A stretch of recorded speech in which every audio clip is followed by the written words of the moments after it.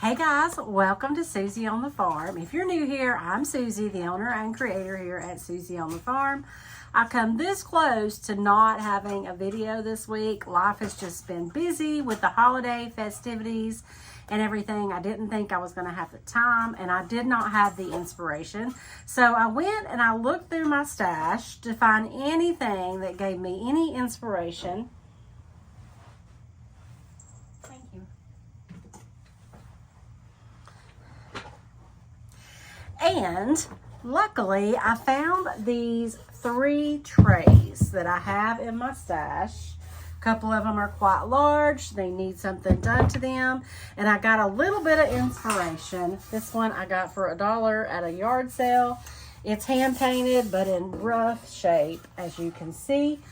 So I decided that even if it's a short video and even if it's things that y'all have seen before, I'm going to go ahead and make this video this week. I hope you enjoy it. I hope you get lots of inspiration to create your own thrift store makeovers. Now let's get started. I have had this tray for a long time, and it's got this cool texture in it.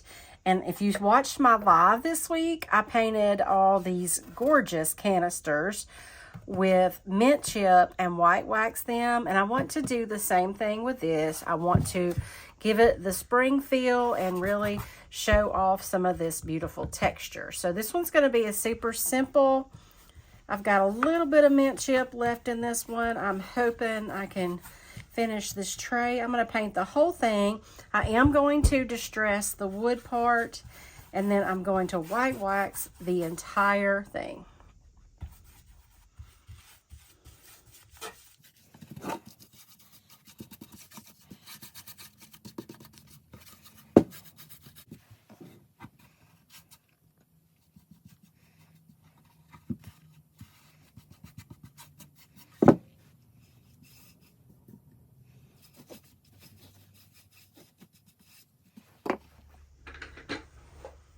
Two coats of paint are dry. I'm going to take a little wet wipe and distress the edges. Just want to bring out some of that brown from underneath. Not a lot. And I'm not going to distress any there because I want the white wax to be the star there.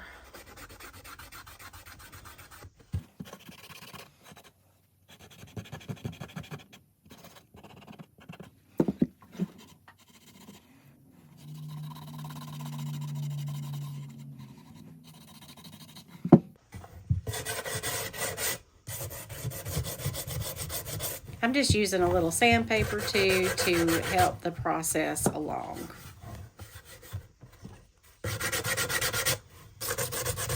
That is all distressed and all the dust wiped away. I'm going to take some white wax, go over the bottom, I guess all over it actually.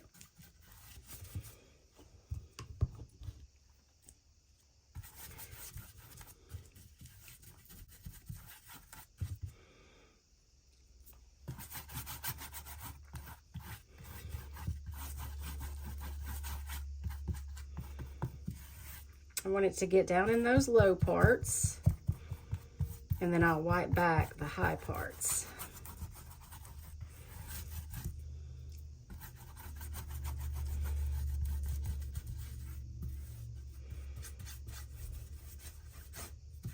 And this wax will also seal up that DIY paint. And if you want, you can go over it with a clear wax. That'll just give you a little bit more control over how much you wipe back, which maybe I should have done with this one, but I'm just using a wet wipe to get a lot of it off.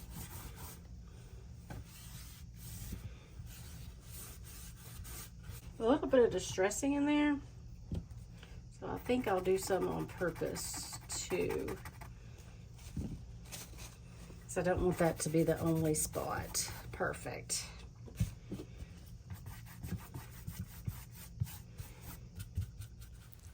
This tray is proof that it doesn't take much to give a fresh new look to just about anything using very little.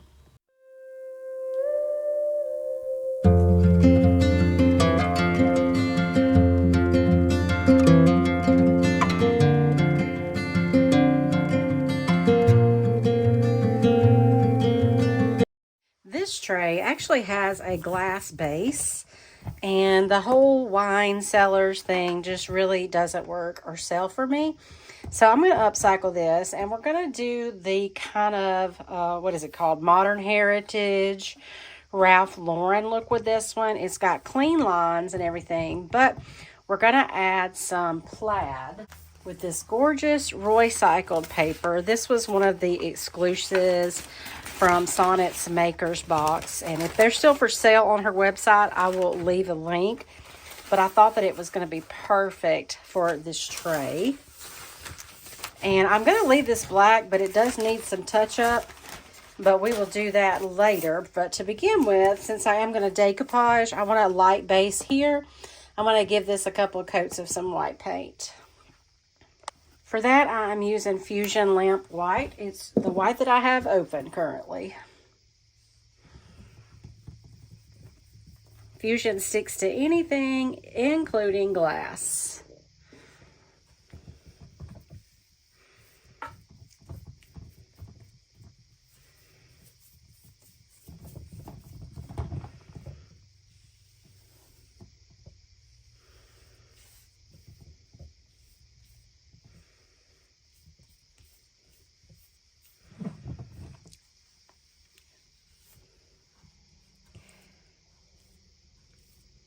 I got pretty lucky with this tray, and I can see where the sides start and the bottom begin. So that's going to make it so easy to cut out my paper just like I wanted and not waste any and not have to do the scoring with my finger, which is a little unpredictable from time to time. So I'm going to line up my paper with the edge there perfectly here and here, and then I'm going to mark. I'm doing the back side of the paper, so I'm going to mark there, cut it down to size.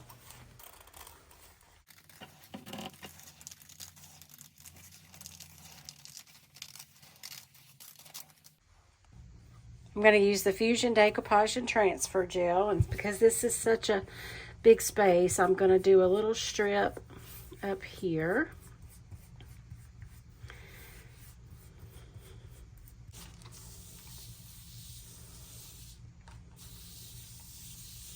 Wetting the paper will cause it to expand. Try to line that up just right the first time. I'll use my brush to smooth out any wrinkles there. Make sure that it's down good. If you start off straight, you're going to be straight all the way down. That's why I like to do the little strip. All right, I'm just going to work my way down.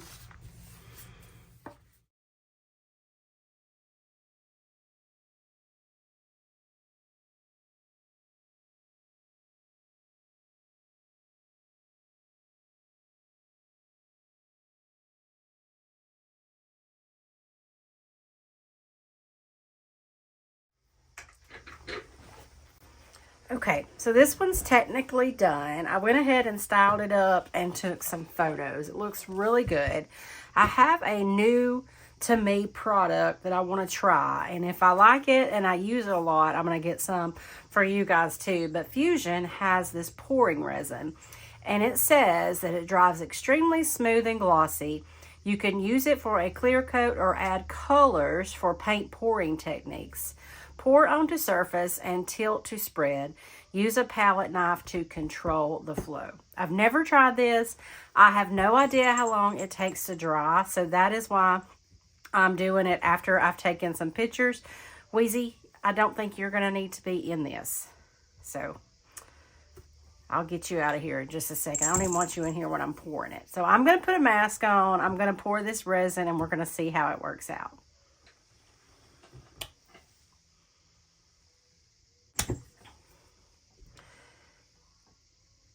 All right, we're just going to put it on here. And we're going to tilt it to spread.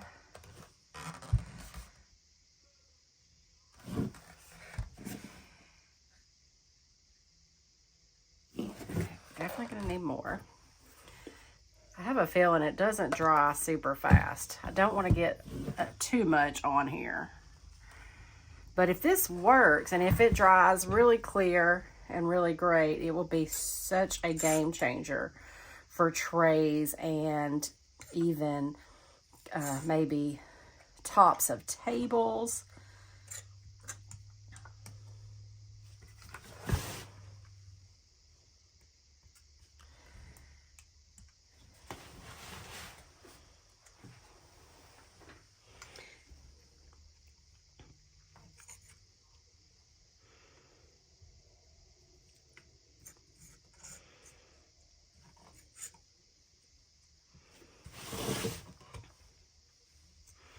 Hope I can get it even.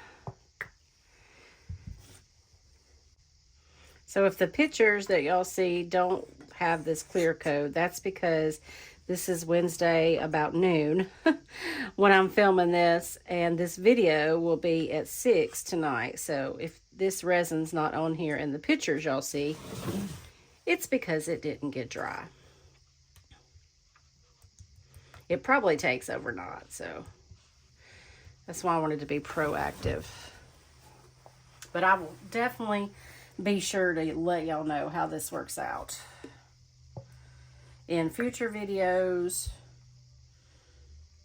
possibly this one. It is getting very smooth. All right, I'm gonna leave it be, see how it does.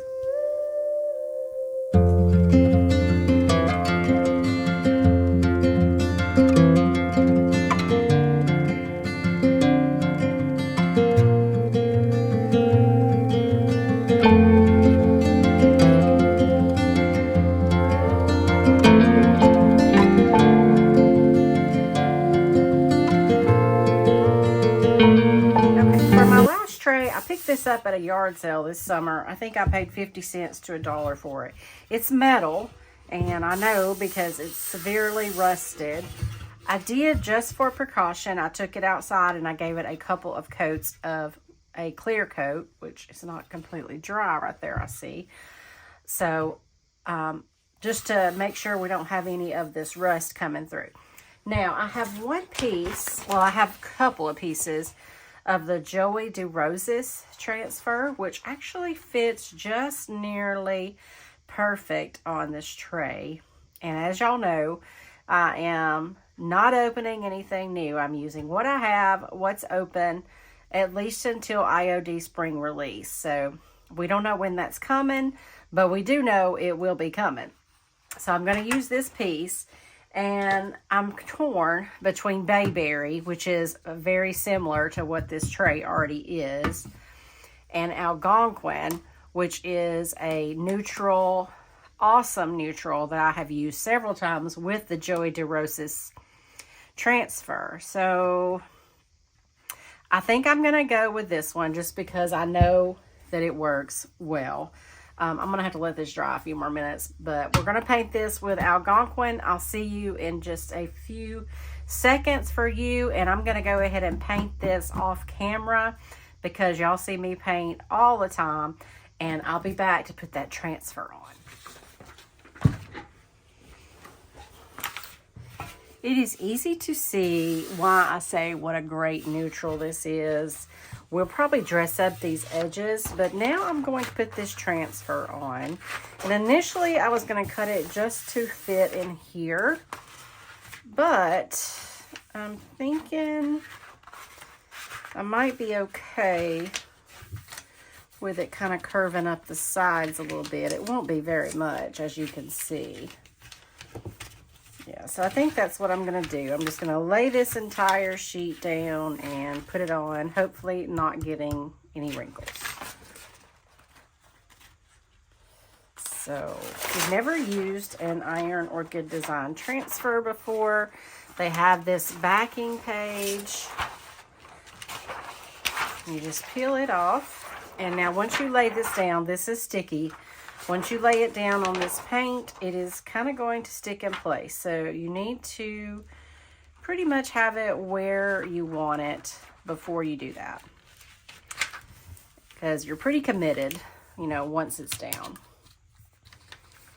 So I'm going to go ahead and just position. Look at that. It's already coming off without me even having my transfer stick. And I want to have it really no wrinkles. Now, Fusion paint and these transfers work so well together. This has literally been dry for a couple of minutes. So now, because I said that, and I'm basically filming this live as I go, it might pull some paint up. But normally, Fusion works so well with these transfers. And from the looks of it, this one's going to be good too.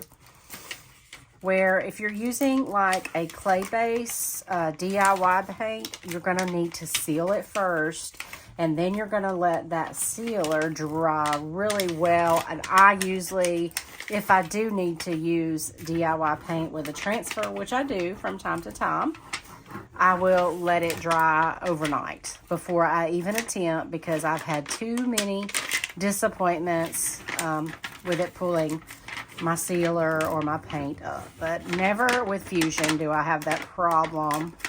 So most of the time, if I decide I'm gonna put a transfer on something, especially like today where I'm filming this video and you'll see it tonight, I don't have the time to wait. So just keep that in mind. Maybe you do have the time. Sometimes I do. All right, so I'm just going to continue putting this transfer on, and then I will need to seal up the transfer. And because this is a tray, I really want to have a couple of good coats of a sealer. So again, I'll probably go ahead and take pictures, style it, take pictures before I put the sealer on, just so you guys can see the finished project. And I'm thinking about taking some antique gold rub and buff and going around these edges just to give it a little bit more interest. So I'll see you guys here back in just a second. All right, look how gorgeous this transfer is. So there's a little crack right there, but I think that was actually in the design. The design of this one, as you can see, has some kind of deliberate cracks. So I am not concerned about that. So I do want to highlight these edges a little bit. I could distress it, but I don't. There was all that rust and stuff underneath. So I'm just going to take a little antique gold rub and buff. Y'all, I have had this same tube for years, and I did lose it for a little while before I reorganized my craft room, but I mean years, and I still have a lot in there that I can use. I'll probably go ahead and order some more because I have used this stuff so much. The antique gold. There's also a gold leaf, a silver. There's several colors, but this is by far my favorite. And I am not a perfectionist, and I find that I have better luck just finger tipping. Some people don't like to get it on their fingers. I don't mind. It's got a smell to it also, so some people don't care for the smell. Again, I don't mind. I am just using my fingertip to go all the way around this. I am wiping some back, as you can see. I don't want to get too much. But there's a nice little edge there that's fairly easy to stay on. Do y'all remember even what this tray looked like when we started? What a transformation, right? I'm loving this one. All right, I'm going to finish this up, take some pictures, and show you guys the final. Like I said, I will seal this up, but I don't have time to wait for it to dry right now, so I'm going to go ahead and take pictures and then seal it.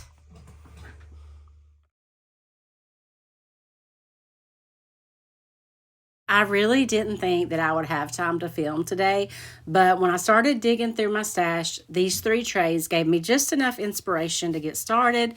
They were super easy, came together quickly, and I'm so glad I listened to that little nudge. It's proof that when the muse shows up, you listen and you just start creating. You really can make anything beautiful, and if you're inspired to create your own thrift flips and makeovers, you can find all the products and supplies I use over at SusieOnTheFarm.com. Thank you so much for being here with me, and I will see you in the next one.